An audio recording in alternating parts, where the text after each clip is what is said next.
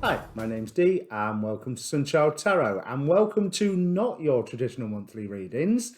I hope I am going to get time to do the monthly readings this month, but I'm going to do these ones first, and then of course we've got the eclipse coming up and I've got quite a few hours at work, so I'll get out what I can. There's a few things I wanted to do. Now, if you've watched me for a while, you know that I like to use a lot of decks. I always like to test myself. That's why I fairly constantly get new decks.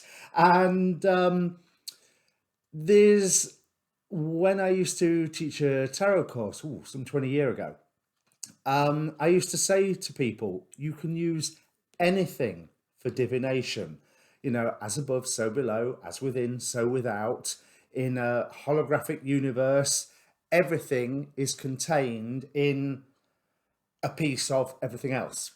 There's so if you wanted to use cutout photos from OK and Hello magazine, assuming that's a symbolism that you are familiar with and that you're comfortable with, crack on, you do it. So obviously with that sort of thing, you need a symbolic alphabet because you're going to have a limited amount of photos. Now, I've wanted to do, and thanks to the eclipse, I think, has finally given me the courage to do this on YouTube, is I've wanted to do a reading using also Yu-Gi-Oh cards. Now, I've never actually played. I've tried to play, but I love the Yu-Gi-Oh anime. I love Yu-Gi-Oh. Full stop. I love Yu-Gi-Oh. Now, with this amount of cards and more to come, no doubt, because I'll probably start shopping for them now. The worry about a symbolic alphabet is not quite as intense. So, because there's plenty to work with. And I was flicking through them the other night and just like, oh, yeah, these will be perfect. It's about time I decided to do it. Now, last night, I decided to have a look at YouTube to see if anyone else had done it. And I found a video from a Tony Ziegler who did a video about talking about using the Yu-Gi-Oh cards for divination and then never did another video again. So, has Tony Ziegler been co-opted by the Shadow Games? Now, if you don't know what I mean and you don't know your Yu-Gi-Oh, the whole idea is based that apparently this is an ancient Egyptian tradition where they were basically having astral battles with called the Shadow Games. And so these are supposedly all related to ancient Egyptian gods and what have you. Although they were ancient Egyptian gods that seem to be completely made up for the show, but who cares? What a beautiful image these Shadow Games are. Apart from when they're not, but everything has its good and its bad side. So, assuming that I don't get co-opted by the Shadow Games and whipped away somehow, you will see these videos. But it should be fun. Now, as ever, it's a general reading. General reading rules apply. Do not give away your power to a tarot reader. I should be telling you stuff that you probably already know. As ever, I will say take the reading as a whole or not. I'm going to be using the Celtic cross this time. There's a past and a present in that spread. If the past and the present do not fit, don't try and make it fit. Go and watch your moon, go and watch your rising. In fact, always try to watch your rising, and so you don't have to listen to my blurb a second time. There is a timestamp down in the description to get past it straight to the reading. Now, also down there is a link to a birth chart, two different online birth chart generators if you don't know what your rising sign is, because that's something that if you have your birth time, you need to know it. Now, also down there is the Facebook page for this channel. Now, that's got its own inbox, so if you want to approach me for a personal reading, that's the best way to do it. There is also a link tree there for my email and for my Tumblr and for like all different other Twitter. But seriously, Facebook inbox is the best way to get hold of me. Now, as ever, I would say ask a question prior to the reading, pause the video, think about all the questions that are around you and be aware of all of them. Focus on one of them, but be aware of all of them. Cards will answer what they want. Now I am trying to grow the channel, so thank you to my returning subscribers, and If you are new here, welcome, and feel free to press the subscribe button while you're passing. And also, a like helps each video get seen. And I'm rather hoping, I'm so looking forward to doing these Yu-Gi-Oh readers. Now, there will be a couple of oracle cards in as well, because I can never resist these. But yeah, that's about it. So like I said, general reading, timing's not absolute. Other people, if they turn up in the reading, I see actions and energies, so maybe I get you and them mixed up. I don't think it happens that often. And nobody, I always say, if it does happen, comment down below, let me know. And nobody has done yet. So yeah, let's crack on. I'll bring up your cards. Okay, Pisces, we start with you in the middle of the deck with the Nine of Pentacles, happy and alone in your own garden, where whatever it is that you may sacrifice, it restores itself or is replaced by something. So, yeah, you're okay where you are. Thank you very much. However, this isolation, and if anything, your own search for a personal truth is slightly, standing in the way of your own progress, because the general overall feeling of this reading, I want to call it, I get by with a little help from my friends, because we have the final outcome here with the Three of Cups. We have Two of Cups in the future card here. And what's opposing you, the Hermit, that sense of isolation, clarified by the Shining Angel card. So again, that says that your own personal search that you're keeping very much to yourself is somehow standing in the way of your evolution, your advancement at the moment. Because I see that you're doing the same thing over and over and over again. Eight of Pentacles here. And you really are looking into the details, and I'm not dissing that work that you're doing. You are doing really good work, but because you've left a situation where if you're going to have to choose between the duality of conflict or no conflict, then you're going to choose no conflict. Understandable. But not always the right thing to do when you're needing to be stretched somewhat. Now, I'm not saying there's conflict coming up. There is an either or coming up with the Lovers card right at the bottom here. But look, Spirit is wanting to bring in happiness, but happiness within the rules, happiness within the guidelines. We have the Angel of Judgment, Saturn. So that is immediate. I haven't even read what the card's about. I can't hold on to these today. I haven't even read what the card is about. But yeah, the cards are very, very springy and lively here. But I want to say that there's a close examination of where you can be happy within your boundaries, but where you could be happier within your boundaries, because let's face it, within the Nine of Coins, you are happy within your boundaries, you are happy within your garden, but there's chance for the rebirth with it being a number 9, but that rebirth has not yet happened, because yeah, you keep being reborn, and you're being reborn into the same thing. It's where's the advancement? And I feel that you need that coming together with something. And I think this has been painfully obvious for you recently, but with the Ace of Swords on the bottom of the deck. But it's something that you can have victory now if you're starting to make a move to let more people in. And so notice I'm not saying let one more person in. So this isn't necessarily on a relationship capital R level, but it is and I need to listen to this myself, but it is the idea of letting a few more people in, because you are protected here. This Two of Cups is also clarified by a pair of magical cylinders. Or magical cylinder, but you notice there's two of them, even though it's indicating the same thing. But what this does is it reflects a monster's attack back to your opponent. You know, they attack you and you theoretically take damage. You play the spell card and that damage is actually visited on them. There's a very karmic element to the symbolism of that, isn't there? And I do feel that that Two of Cups means that you're coming together with something. You're going to get what you've given out, but as you are exposing yourself to others, or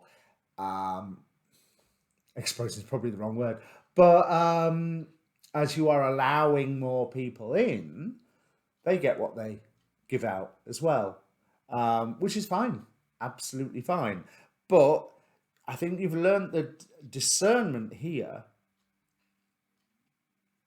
that you can do all of this without conflict, because maybe you're right when you fear that you've been putting down rules that are a little bit too harsh, too hard and fast. There's not enough room to maneuver within them. We have the Emperor in your hopes and fears. I mean, I know you're also worried about somebody else coming in and controlling, but you've got enough wherewithal here to deal with that and not be controlled by a controlling person. You know, there's you've got enough ability to turn around and say, no, hang on a minute. You do that if you want, but I'm going to do this. Let me know when you're finished. Because I don't think that like that's an overbearing influence at all, but it is clarified here, which is appropriate for the times, unfortunately, with the Eradicator Epidemic Virus Trap card. Now, that just, it feels like a something that will affect everything. I don't know if there's any limitation on the card, but that's how I'm reading it here. And I feel like maybe you've been enforcing your rules a little too strictly. When it's the angel of judgment, Saturn, I also want to pick up on that word judgment. That there's a time to enforce that rule, and then there's a time to relax that rule. To not that not every law on the books is enforced or prosecuted 100% of the time. I mean, if that was true, here in Britain, we'd still be shooting Scotsmen from the walls of York on a Sunday. You know, there's with a bow and arrow, mind. There's no guns, just bows and arrows. There is all sorts of curious laws that are not enforced. And that's what I'm gaining from here, that there's a time to allow a little madness into your life. We've got the Three of Cups here, which is a wonderful celebration card, remember. Like the Four of Wands can be a celebration, so can the Three of Cups.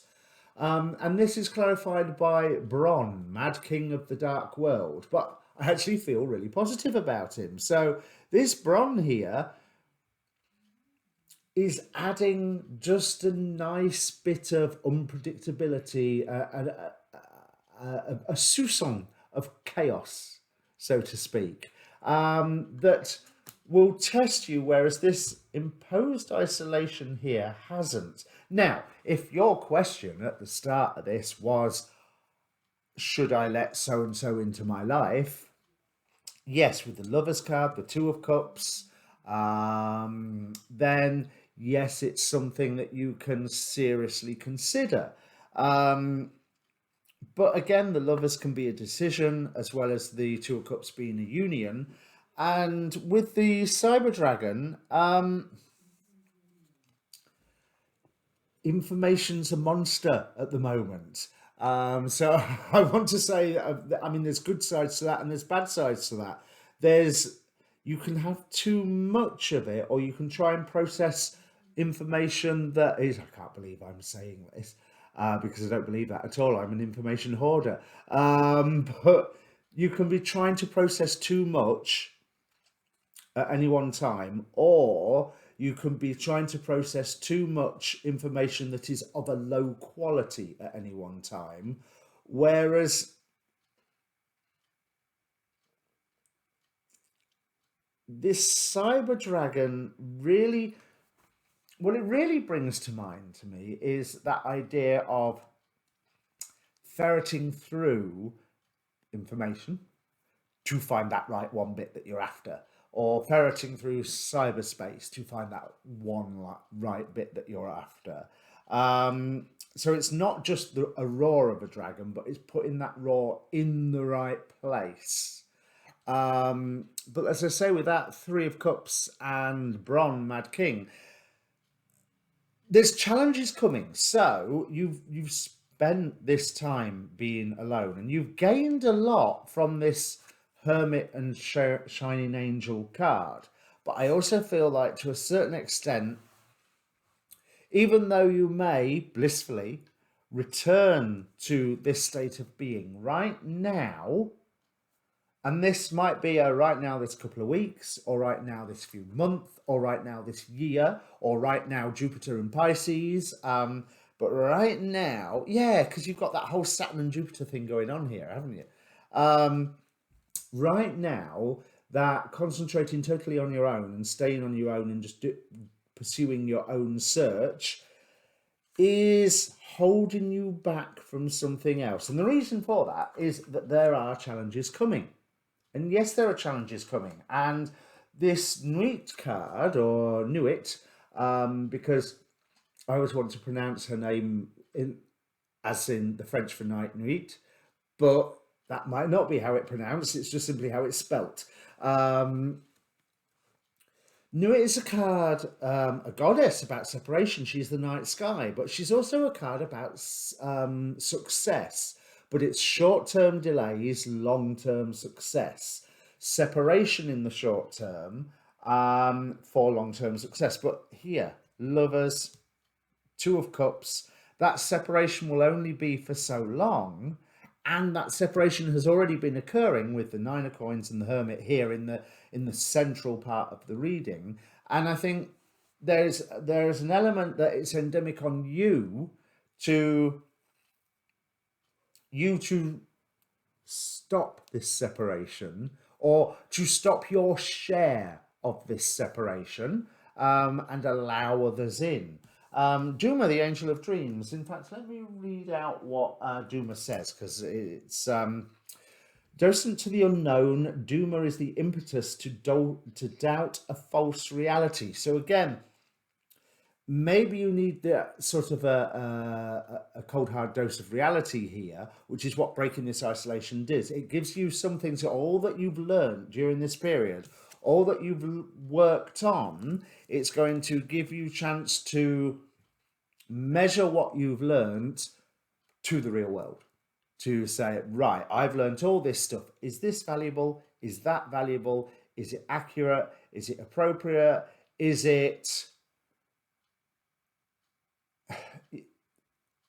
a scalpel, or is it a butter knife, or is it just a knife in general? You know, you don't use a scalpel to spread your butter on a slice of toast, but they're both knives.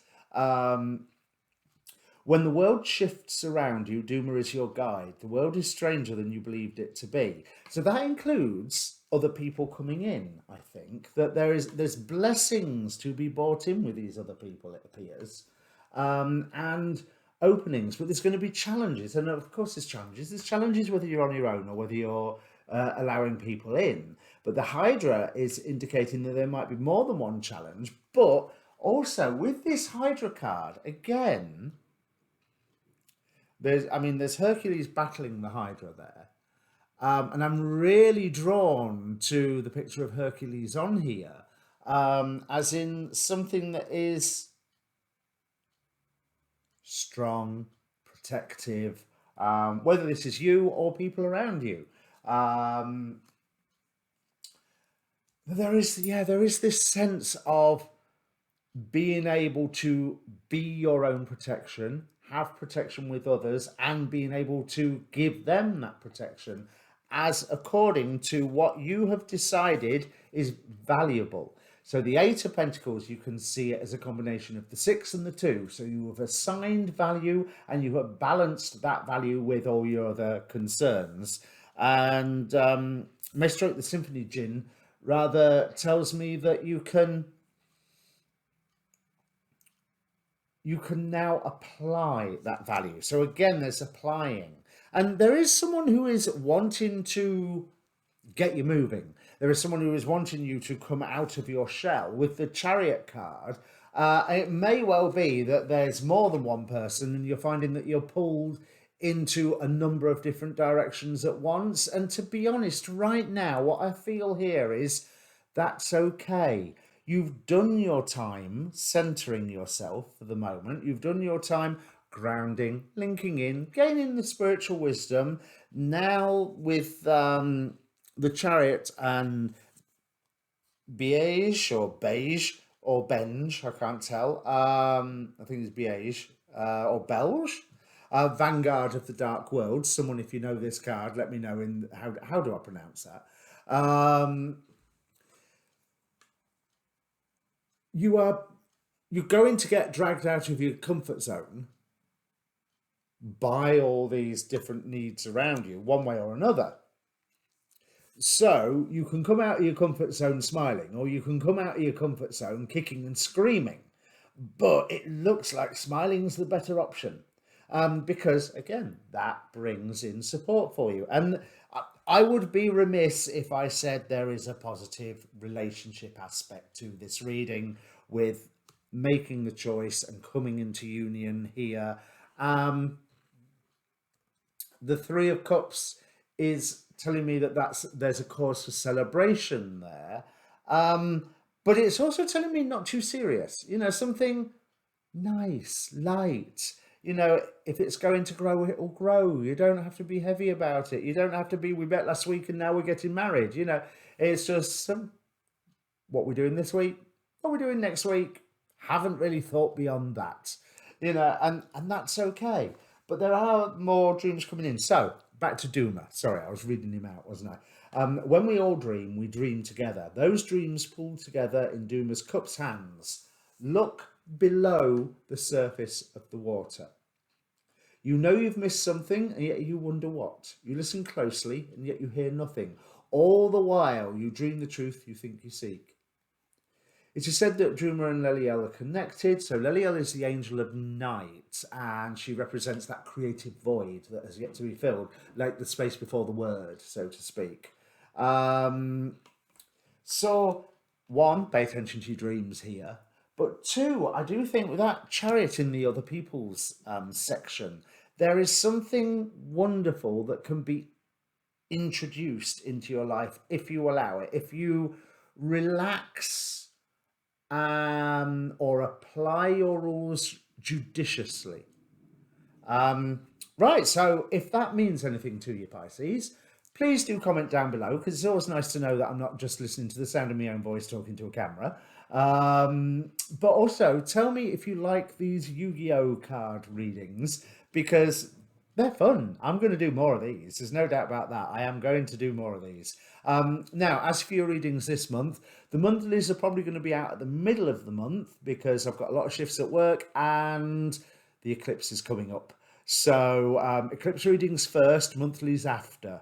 But yeah, Pisces, maybe relax those boundaries a little bit. Only a little bit. Ready to reactivate them if you need to, but get out of your navel gazing. All right? Cheers.